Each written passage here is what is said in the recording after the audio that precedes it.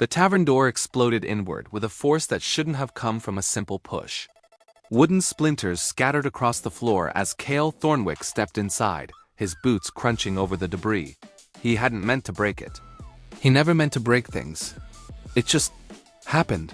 Every head in the brass griffin turned toward him, merchants pausing mid-sip, adventurers halting their dice games, the barkeeper freezing with a mug halfway to the tap. Kael felt the familiar prickle of attention on his skin, the weight of eyes measuring him. At 19, he stood tall and broad-shouldered, with dark hair that fell messily across his forehead, and eyes that burned with an amber intensity. Power radiated from him like heat from a forge, visible to anyone with even a spark of magical sensitivity. "Sorry about the door," Kael muttered, fishing a few gold coins from his pouch and tossing them onto the nearest table. Too many coins, he could see that from the barkeeper's widened eyes, but he'd never quite grasped the value of money. Another thing he hadn't learned properly. He crossed to the bar, aware of the conversations resuming in hushed tones behind him. Whispers followed him everywhere these days. The boy who cast fireball at age 7. The youth who defeated a hill giant alone at 15. The prodigy who learned spells by watching them once. "What'll it be?" the barkeeper asked, a grizzled dwarf with braided copper-red beard and cautious eyes. "Ale and information." Kael leaned against the bar, which creaked ominously under his unconscious magical aura. He pulled back immediately, releasing a breath he hadn't known he was holding. Control, always control. "I'm looking for worthy opponents. Fighters, mages, anyone skilled." The dwarf's thick eyebrows rose. "Worthy opponents? Lad, you look like you could wrestle a dragon and come out smiling. What do you need opponents for?" "To learn," Kael said simply. Before the barkeeper could respond, a voice cut through the tavern's ambient noise. "Learn? That's a curious way to phrase looking for a beating." Kael turned. A woman approached from a corner table, moving with the fluid grace of someone who'd spent years mastering their body. She appeared to be in her mid-30s, with silver-streaked black hair tied back in a practical braid, wearing well-maintained leather armor marked with the insignia of the Iron Watch Guild, a mercenary company, known for taking contracts that required both martial skill and tactical brilliance. Her hand rested casually on the pommel of a rapier that hung at her hip, and her dark eyes assessed him with the cold calculation of a chess master studying a board. "Myra Castellana," she introduced herself, extending no hand to shake. "I've heard of you, Kael Thornwick. The villages north of here still talk about how you accidentally leveled half a forest trying to cast a simple light spell." Kael's jaw tightened. "I was 12. And last month, you defeated 3 Iron Watch veterans in Millhaven. They said you fought like a whirlwind, all power, no finesse. You broke Jorn's shield with a punch that should have been a feint. You wasted enough magical energy to power a household for a week just to create a distraction. And you still won." Her lips curved into something that wasn't quite a smile. "You're strong, boy. Possibly the strongest raw talent I've seen in 20 years of mercenary work. But you fight like a child swinging a sword too heavy for them." The tavern had gone quiet again. Kael felt his hands curl into fists, felt the familiar surge of power answering his irritation, crackling energy that wanted to lash out, to prove her wrong with overwhelming force. He forced himself to breathe, to let the energy dissipate harmlessly into the floorboards. A scorch mark appeared on the wood at his feet. "That's exactly why I'm here," he said, keeping his voice level. "I need to learn control, technique, strategy. Back home, the masters couldn't teach me. I outgrew their lessons before they could explain the fundamentals. I'd see them demonstrate a spell or sword form once and my body would just know how to replicate it. But I never learned why it worked, or when to use it instead of something else." Myra circled him slowly, her expression thoughtful. "You're a natural caster and a natural warrior. Your body and soul are conduits for power that most people spend lifetimes trying to achieve. The problem is that talent without discipline is just chaos waiting to explode." She stopped in front of him. "What happens when you face someone who is weaker than you, but fights smarter? Someone who can turn your strength into a liability?" "I don't know," Kael admitted. "That's what I want to find out." "Then you're in luck?" Myra gestured toward her corner table, where 2 other figures sat watching the exchange. "My company is heading to Thornwick Vale, ironically named, no relation to you I assume, for a contract. 3 weeks' journey through varied terrain. Monsters, bandits, the occasional magical anomaly. We could use someone with your raw power. Her eyes glinted. And you could use teachers who won't coddle you. Kael's heart quickened. This was exactly what he'd been searching for since leaving his village of Oakmere 6 months ago. Real experience.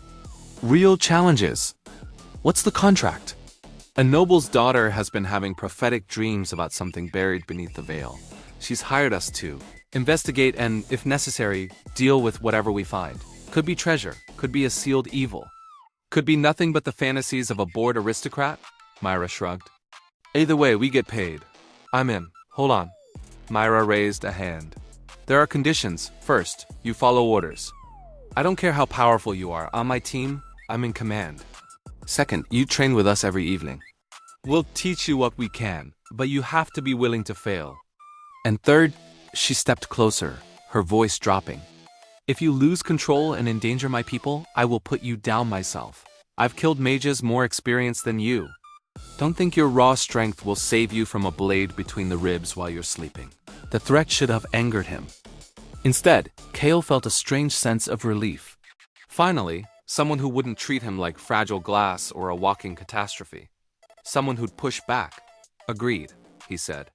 Myra nodded curtly and led him to the corner table. The first of her companions was a half-elf with copper skin and forest green eyes, wearing the robes of a wizard and carrying a gnarled staff topped with a glowing crystal. This is Fenric Ashwood. Battle mage, strategist, and the closest thing we have to an actual scholar. Fenric adjusted his wire-rimmed spectacles and studied Kael with open curiosity. Fascinating. Your magical aura is completely unstructured, like looking at a star that hasn't learned it's supposed to have defined edges. He spoke with the precise diction of someone who'd spent years in academia. I've read theoretical papers about spontaneous casters, but I've never met one. Tell me, when you cast a spell, do you feel the weave's structured pathways, or do you simply will the effect into existence? I'm not sure what you mean, Kael admitted. Of course you don't. Fenric's smile was genuine, not mocking. That's exactly the problem. We'll fix that. The second companion was harder to read. She was human, stocky, and muscular, with arms covered in faded tattoos depicting battles and fallen comrades. Her face was weathered, her gray eyes haunted by experiences Kael couldn't begin to imagine. She wore heavy, plate armor that looked like it had been through 100 fights and wore the scars proudly. Brenna Ironfoot, Myra introduced. Veteran of the Goragash campaign, survivor of the siege of Blackstone Keep, and the best defensive fighter I've ever seen. If you want to learn how to not die stupidly, she's your teacher, Brenna grunted, taking a long drink from her tankard. Kid looks like he's never been properly hit. That'll change. Kael felt himself bristle at being called kid, but he swallowed the retort. This is what you wanted. Teachers who won't hold back. We leave at dawn, Myra said, returning to her seat and pulling out a worn map.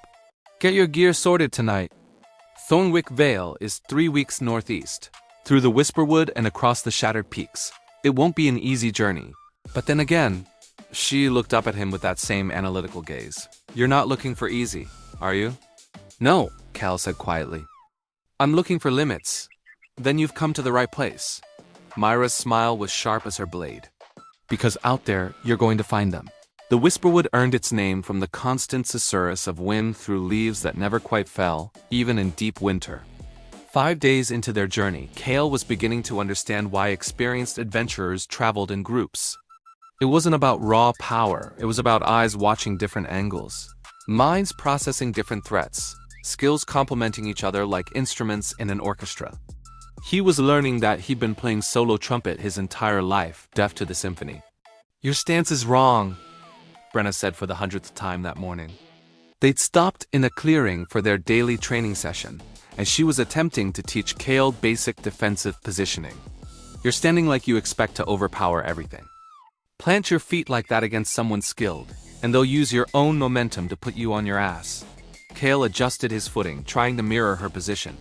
His body wanted to pour strength into the stance to become an immovable object. Better? Worse. You're still thinking about force. Brenna moved beside him and tapped his forward knee with her foot. Feel that? You're locked. Rigid. A good fighter flows like water, solid when needed, but always ready to move.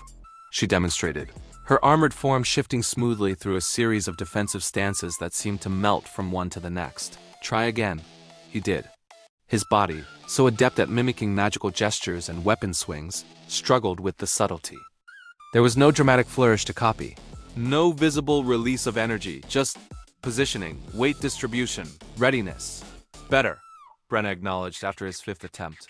You've got the raw materials, strength, speed, reflexes that border on precognitive. But you're using them like a battering ram when you should be using them like a scalpel. I don't understand the difference, Kael admitted, frustration creeping into his voice. That's because you've never needed to.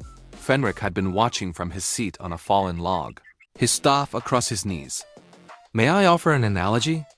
When you cast Fireball, and I've seen you do it quite impressively, you pour massive amounts of energy into the spell's structure. The result is powerful, yes, but also inefficient. A trained wizard would achieve 70% of your effect using 30% of the energy, because they understand the precise amount of power needed for specific results. Kael frowned. But my way works, against targets that can be solved with pure force. Yes. Fenric stood and approached, conjuring a small flame in his palm. Watch carefully. This is a basic firebolt cantrip. He launched it at a nearby tree.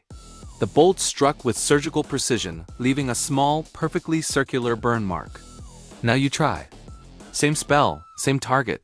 Kael raised his hand, feeling the familiar surge of power. Fire erupted from his palm. Not a bolt, but a torrent of flame that engulfed the entire tree and set the surrounding bushes alight. He quickly cut off the flow, but the damage was done. Smoke filled the clearing. I see the problem, he muttered, waving away the smoke. Do you? Fenric's expression was patient, professorial.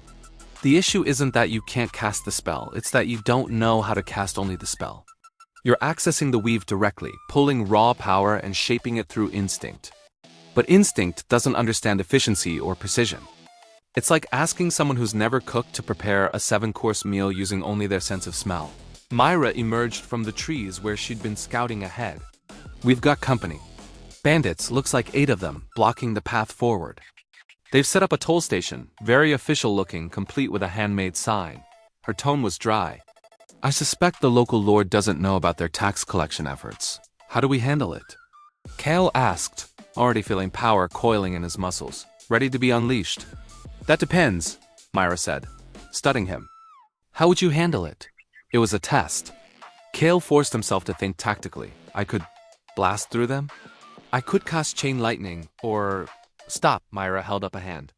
First question, do we need to fight them at all? The question caught him off guard. They're bandits blocking our path.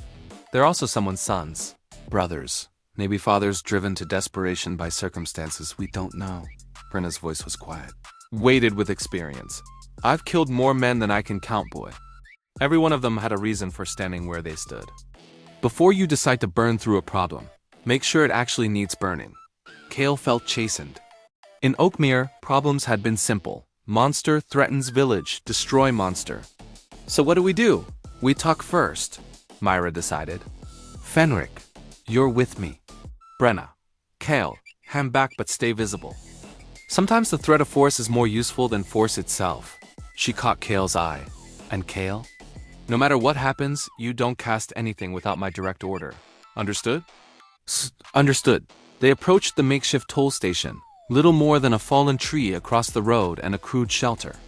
The bandits were a rough-looking bunch, poorly armed but desperate enough to make them dangerous. Their leader, a scarred human with a patchy beard, stepped forward as Mira and Fenric approached.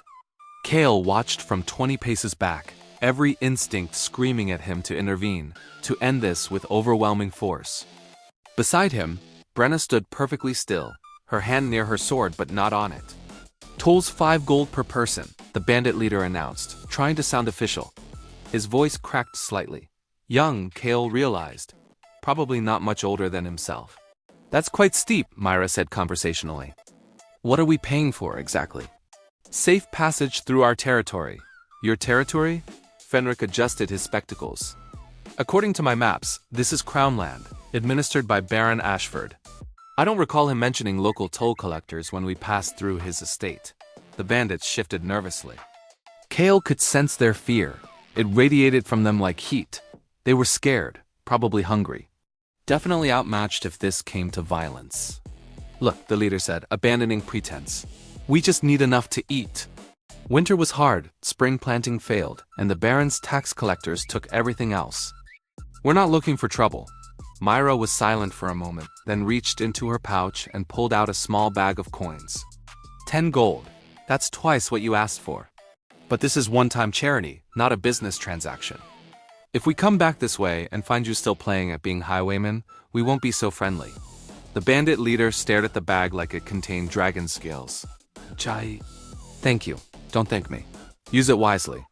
There are farms north of here always looking for hands. That's more sustainable than robbing travelers who might turn out to be less charitable than us. Myra turned away. Come on. As they walked past the toll station, Kael felt confused and slightly cheated. That's it? We just paid them? We avoided unnecessary bloodshed and possibly helped 8 desperate people find a better path, Fenric said. Sometimes the strongest choice isn't the violent one. But what if they attack someone else? What if they do? Brenna interrupted. We made a choice based on the situation in front of us. We can't control every outcome and trying to will drive you mad. She glanced at him. You wanted to fight them, didn't you? Kael nodded reluctantly. That's the problem with power like yours. When every problem looks like it can be solved with force, you forget that most problems aren't nails waiting for a hammer. Brenna's voice softened slightly. I've been where you are, kid. Young, strong, convinced that strength alone was enough. The world taught me different, and it wasn't gentle about it. That evening, they made camp in a sheltered hollow. Fenric spent an hour attempting to teach Kael proper spellcasting techniques, focusing on a simple mage hand cantrip. The goal was to lift a small stone, nothing more, nothing less. Kael's first attempt crushed the stone to powder. His second flung it into the trees with enough force to crack a trunk. By his 10th attempt, he managed to lift it approximately 3 inches before dropping it. Progress, Fenric said encouragingly. You're learning to restrain yourself. That's harder than releasing power, and far more important. It feels wrong, Kael admitted. Like I'm holding back when I shouldn't be. That's because you've never had to. The half-elf created his own mage hand, using it to pluck berries from a nearby bush with delicate precision. Power without control is just chaos. And chaos eventually destroys everything around it, including the person wielding it. Later, as they sat around the campfire, Myra asked him about his past. Kael found himself talking about Oakmere, about the looks of fear and awe from villagers who'd known him since birth, about the masters who'd tried and failed to teach him properly. My last teacher, Master Oren, he said something before I left, Kael said, staring into the flames. He told me that I had the potential to become either the greatest hero of the age or its greatest disaster. That the difference would come down to whether I learned wisdom before my power outgrew my control. He looked up at Myra. Do you think that's true? I think, Myra said slowly, that power reveals who we are. It doesn't change us, it just makes our choices more consequential. You're young, Kael. You have time to become whoever you choose to be. But only if you survive long enough to make that choice. That's cheerful, Kael said dryly. I'm not here to be cheerful. I'm here to help you not die stupidly. Myra's smile was genuine for once.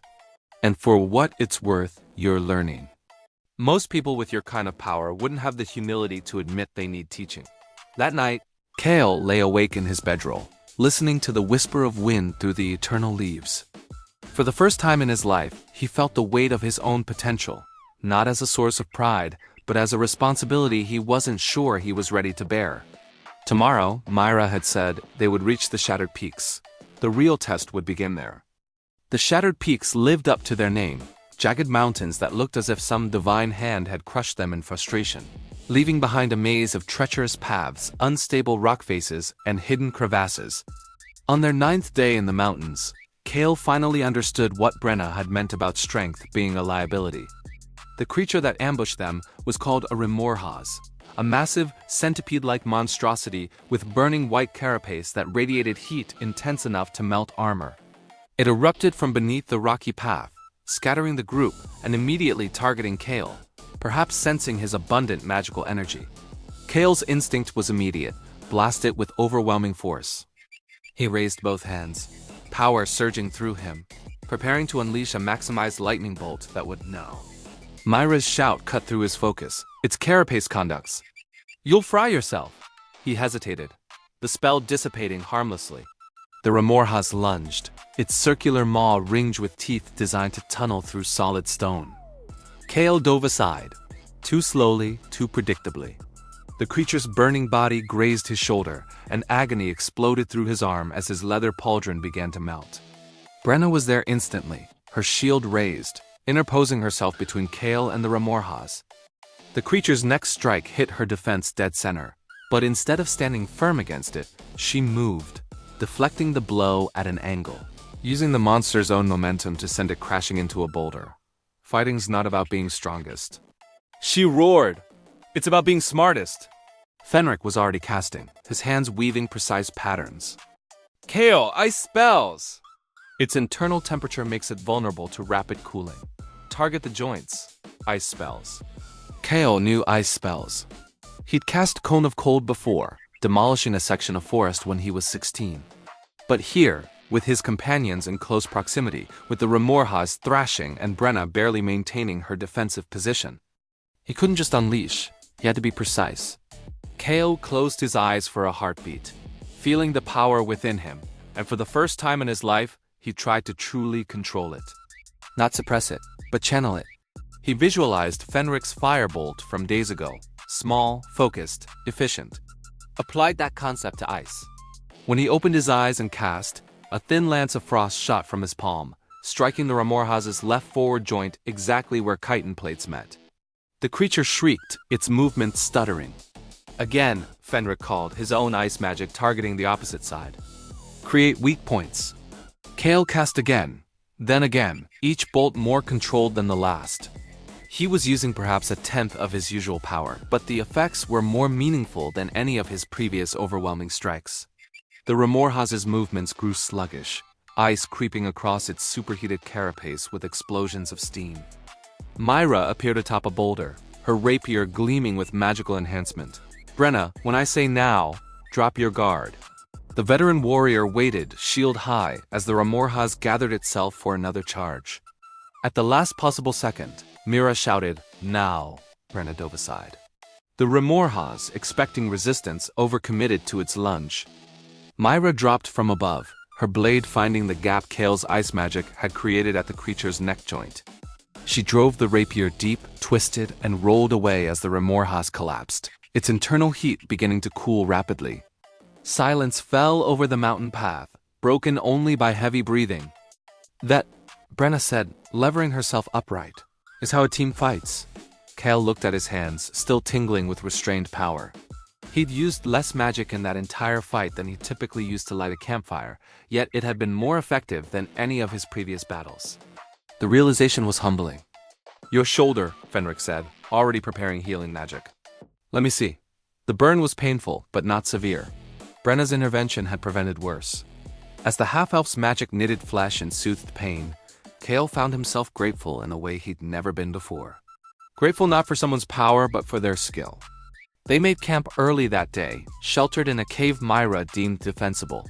As Brenna tended their gear and Fenric studied his maps, the group leader sat beside Kael near the fire. You did well today, she said quietly. I almost got us killed. No, you almost got yourself killed. There's a difference. Myra poked the fire with a stick, sending sparks spiraling upward. But more importantly, you adapted. You listened. You controlled yourself when every instinct told you to cut loose. That's growth. It felt wrong, Kael admitted. Like I was fighting with one hand tied behind my back. That's because you don't understand what real strength is yet. Myra's dark eyes reflected firelight. When I was younger, I thought strength meant winning every fight. Then I met someone who changed my perspective. He was a monk, 50 years old, small, unassuming. I challenged him, convinced I'd win easily. She smiled at the memory. He didn't fight me. He just moved. Every strike I threw, he redirected. Every bit of force I used, he turned against me. After 5 minutes, I was exhausted, and he hadn't even drawn a weapon. That's when I learned. True strength isn't about overwhelming your opponent. It's about understanding exactly how much force is needed for a situation and applying nothing more. Is that why you lead with negotiation? Kael asked, thinking of the bandits. Partly. But also because every fight, no matter how certain the victory, carries risk. Brenna could have died today if the Remorhas had struck half a second earlier. Fenric might have miscalculated a spell. I might have slipped on the rocks. Even you, with all your power, nearly got cooked alive. She turned to face him fully.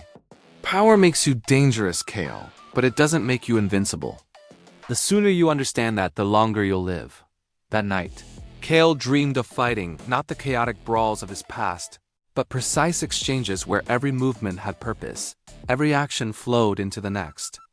He dreamed of being not a storm, but a sword sharp, controlled, devastating at the point of impact, but elegant everywhere else. He woke to Fenric shaking his shoulder urgently. We have a problem. Dawn had barely broken, painting the mountains in shades of gray and gold. The group stood at the cave entrance, looking down at the valley below. Thornwick Vale spread before them, and it was burning. Not with normal fire, but with sickly green flames that seemed to consume without destroying, leaving structures standing but corrupted. Even from this distance, Kael could see figures moving through the streets. Too many, too coordinated to be simple looters. That's not part of the contract, Brenna said flatly. No, Myra agreed, her voice tight, that's an army. Small one, maybe 50 strong, but organized. Those banners, she squinted. Cult of the Unraveling. Damn it. They're treasure hunters who've mistaken Forbidden's magic for archaeology. Fenric's face had gone pale. If they're here for what the noble's daughter dreamed about, and if they've already found it, he didn't finish the sentence. He didn't need to. Kael felt power stirring within him, responding to his urgency. We have to stop them. 4 against 50? Brenna shook her head. I'm brave, not suicidal. We can't just leave, Kael insisted. People are down there. And we're mercenaries, not heroes. Myra cut him off, but her expression was conflicted. Our contract is to investigate and report. Reporting requires us to be alive. She was silent for a long moment, then swore colorfully. But you're right. We can't just leave. She turned to Kael, and he saw something new in her eyes. Not caution or calculation, but trust. How much power do you have? Be honest. Enough to level that entire valley, Kael said quietly. Maybe twice over. And how much control do you have? He thought about the ice lances against the Remorhas, about lifting that stone with mage hand, about every lesson of the past 2 weeks. More than I did. But not enough. Then here's what we're going to do. Myra began sketching plans in the dirt with her stick. Fenric, you create distractions, illusions, sound bursts, anything to make them think they're surrounded. Brenna, you're our anchor. Hold one choke point and make it impossible to breach. I'll hit their leadership fast and hard. Take out command structure. She looked up at Kael. And you? You're going to do what you do best. Be overwhelmingly powerful. But, and this is crucial, you're going to do it strategically. I need you to destroy specific targets I call out. Can you do that? Can you hit what I tell you to hit with exactly as much force as I tell you to use and nothing more? It was the ultimate test of everything he'd learned. Not just using his power, but controlling it under pressure, amid chaos, with lives depending on precision. I can try, Kael said. Trying isn't good enough. He met her eyes. I can do it. Myra nodded slowly. Then let's go save a town. And Kael? She gripped his shoulder. This is where you find out whether you're just strong, or whether you're ready to be something more. The battle for Thornwick Vale began not with overwhelming force, but with subtlety. Fenric's illusions made the cult believe they were surrounded. Phantom warriors appearing on rooftops, phantom cavalry thundering down side streets. The cultists scrambled to respond, their formation breaking. That's when Mira struck. She was a shadow with a blade. Appearing behind their leader, a tall figure in green-black robes, and driving her rapier toward his spine. But the cult leader was faster than expected, spinning with inhuman speed, his hand wreathed in that same sickly green flame. Now, Kael! Myra's voice rang across the valley. The plaza fountain, 3-second firebolt, target the robed figure's right side. Kael was positioned on a rooftop 200 feet away. Every instinct screamed at him to unleash maximum power, to ensure the hit. Instead, he carefully measured his magic, shaping it exactly as Fenric had taught him. A bolt of flame streaked across the plaza, not an inferno, but a precisely calibrated projectile. It struck the cult leader's shoulder, spinning him and disrupting his counterattack against Mira. She didn't waste the opening, her blade finding gaps in his defenses, driving him back. Good, Myra called. The building on the left, north corner, 4 cultists gathering. Light spell, maximum brightness, blind them. Kael cast. Pure white light exploded across the building's face. The cultists shrieked, stumbling. Brenna was there instantly, her shield and sword working in perfect harmony. She didn't kill, she disarmed, disabled, moved with economical precision. Kael, the well in the center, they're using it as a staging point. Ice spell. Freeze the water, make it impassable. He complied, watching as ice spread across the well's surface, cutting the plaza in half. The cultists' coordination shattered further. They were used to overwhelming their enemies, not being systematically dismantled by a smaller, smarter force. But the cult leader proved resourceful. Even wounded, he began chanting. And Kael felt something shift in the air, a tearing sensation, as if reality itself was being pulled apart. From the ground near the well, where those sickly flames burned brightest, something began to emerge. They found it, Fenric breathed. His voice carried magically to Kael's position. The sealed one, whatever was buried here, they're pulling it through. Myra disengaged from the cult leader, racing toward the well. Kael, I need everything you've got on that summoning circle. Disrupt it. This was it. The moment where control mattered most. Kael could feel the power within him, eager to be released, to solve this problem with overwhelming destruction. The entire town could be flattened. The summoning would certainly stop. But so would everything else. He thought about Brenna's lessons on precision, Fenric's teachings about efficiency, Myra's trust in giving him this responsibility. He thought about those bandits in the woods, who could have been enemies but weren't, about the Remorhas fight, where teamwork achieved what individual power couldn't. He thought about what he wanted to be, not a walking disaster, but a warrior who chose his battles and his methods wisely. Kael stood, planted his feet the way Brenna had taught him, and began to cast.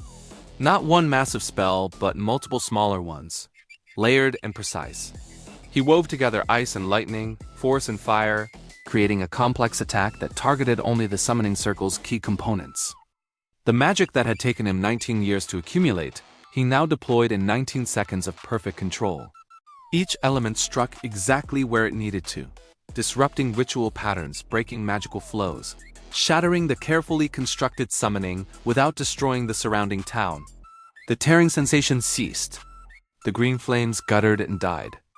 And the thing that had been emerging, Kael caught only a glimpse of writhing darkness and too many eyes, was pulled back into wherever it had been sealed. The cult leader screamed in fury and despair. Myra used his distraction to end the fight, her blade precise and final. Silence fell over Thornwick Vale. Kael collapsed to his knees on the rooftop, utterly exhausted.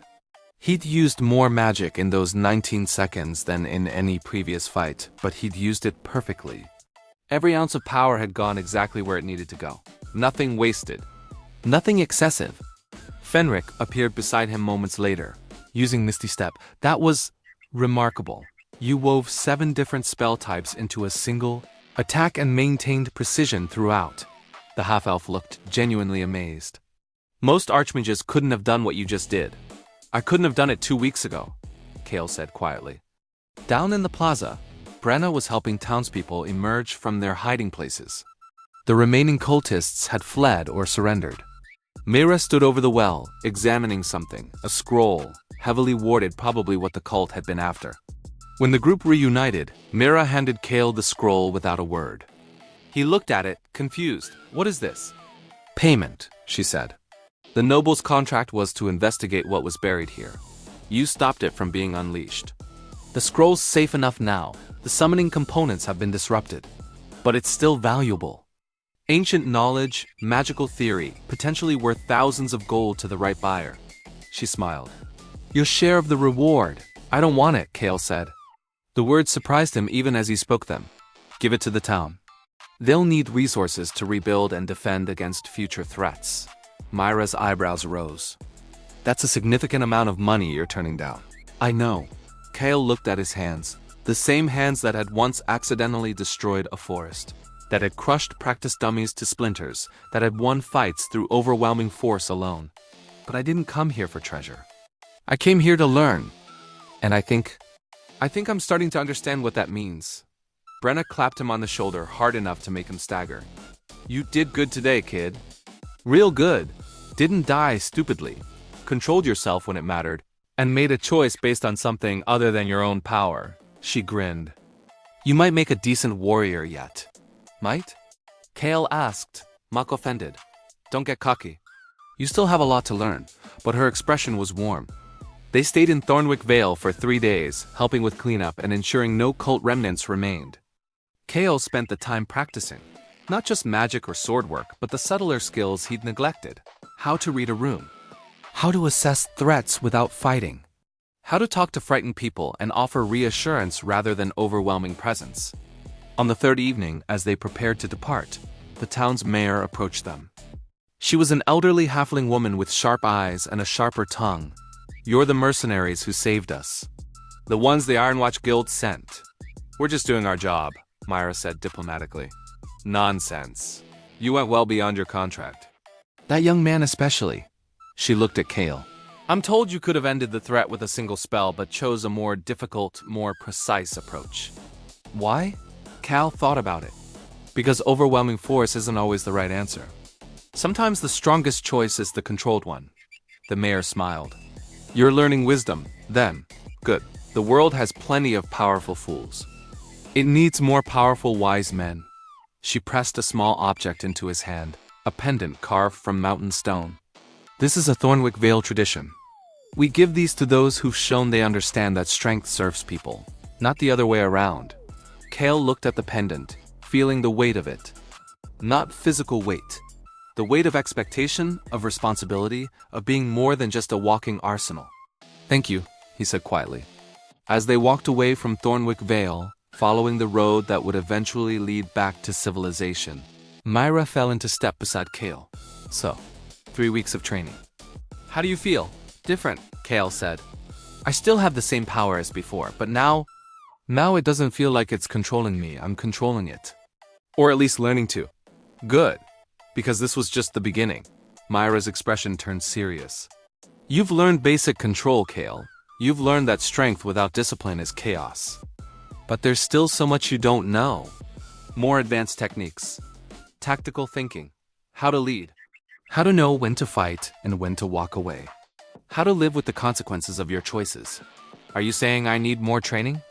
I'm saying you need a lifetime of training. We all do. She smiled. But if you want, the Ironwatch Guild could use someone with your talents. Not as a blunt instrument, but as an actual team member. We've got contracts ranging from escort duty to monster hunting to archaeological expeditions. Each one will teach you something new. Kael considered it. A month ago, he would have been offended at the suggestion he needed more teaching. Now he understood that learning never truly ended.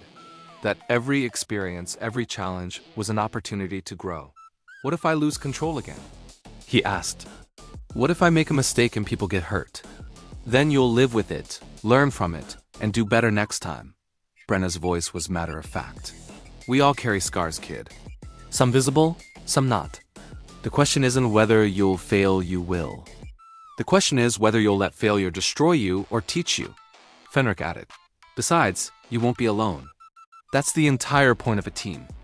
We cover each other's weaknesses, amplify each other's strengths, and catch each other when we fall.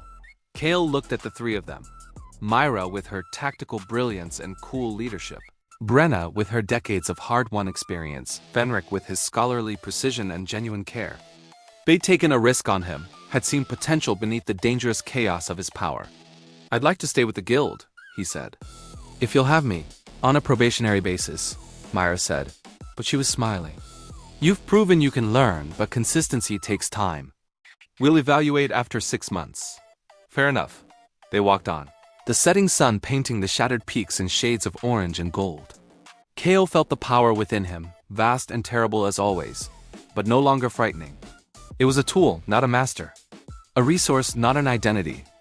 He thought about Master Oren's words, about becoming either the greatest hero or greatest disaster of the age. Maybe Kael realized the difference wasn't just in learning wisdom, it was in choosing every single day to be more than just powerful. It was in choosing to be precise when destruction was easier. Merciful when cruelty was simpler. thoughtful when instinct screamed for action. The pendant from Thornwick Vale hung around his neck, a reminder that strength without purpose was just noise.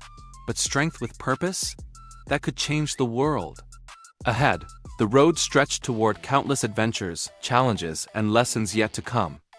Kael Thornwick, who had once thought power alone made him invincible, now understood that his real journey was just beginning.